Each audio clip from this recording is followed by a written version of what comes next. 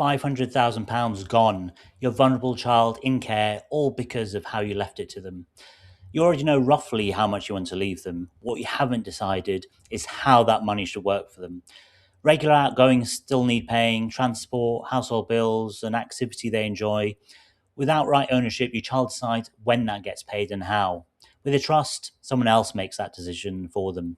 The amount doesn't change, the responsibility does.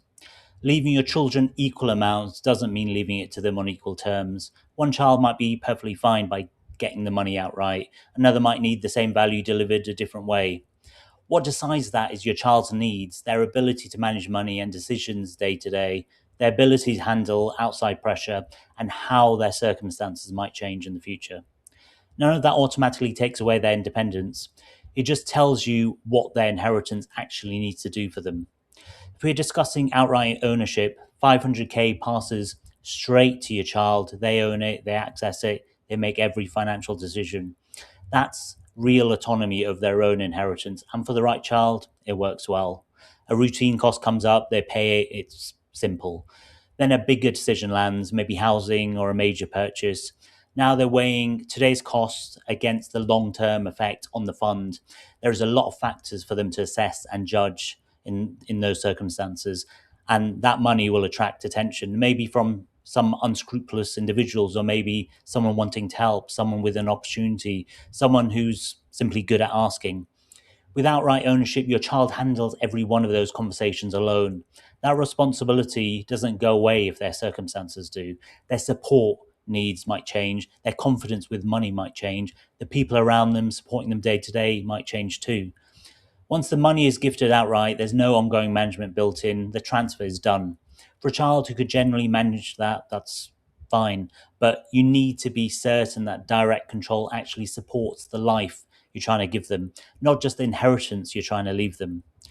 The simplest way to leave money can place the heaviest responsibility on the child receiving it.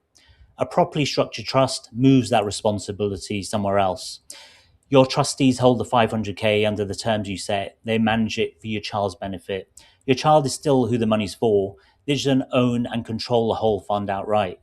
Trustees might pay costs directly or release money to your child as needed, and that can still give them real access. But if your trustees are slow or hard to reach, that access breaks down fast. A simple payment shouldn't turn into a drawn-out negotiation. Trustees need a clear, workable way to receive requests and respond to them. The bigger the decision, the more it comes down to trustee judgment. A major purchase might be entirely reasonable. Trustees still need to check it's affordable now and won't impact your child's standard of living in the future. Having trustees involved also puts distance between your child and outside pressure. A request for money isn't your child's decision to make alone anymore. Trustees can weigh up whether it actually fits what the fund is there for. It won't remove every risk and it won't stop every bad outcome, but as your child's needs change, trustees can adapt how support is delivered, provided the trust is flexible enough and they actually understand your child. Rigid trust terms get difficult fast as life moves on, and wide discretion making a very flexible trust is only as good as the judgment behind it.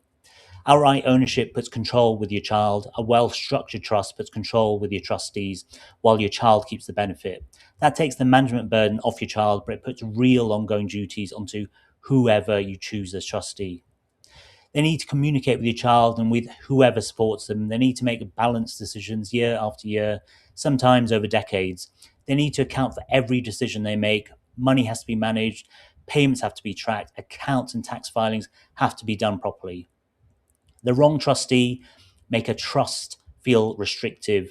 Weak succession planning for trustees can undermine everything, and poor administration delays the support your child actually needs. The legal structure on its own can't make good decisions for you. The people running it do that. In my experience, choosing the right trustees matter just as much as getting the trust terms right. I worked through exactly this with a widowed parent with a £1.4 million estate who wanted 500k set aside for their vulnerable child's long-term support. We built the trust and the trustee structure around that child specifically. It protected the 500k without forcing an outright inheritance that wasn't right for them.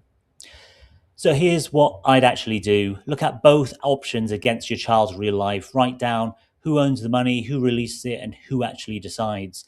and assess whether you are comfortable that your child can cope now and in the future. If they can, great. Otherwise, a trust is going to be much more suitable.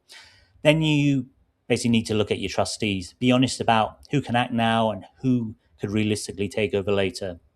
Tax rules and means tested support can affect which option suits your child too. That depends on your child specifically, the trust terms, and whatever rules are enforced at the time. It doesn't change the core decision about ownership. Equal value doesn't have to mean identical terms. That's not treating your children unequally. That's shaping each inheritance around how each of them will actually have to live with it. Build the plan around what your child actually needs, not just around the number. If you want to see where your own estate stands on inheritance tax, I've got a free tool that gives you a full breakdown. The link's in the description.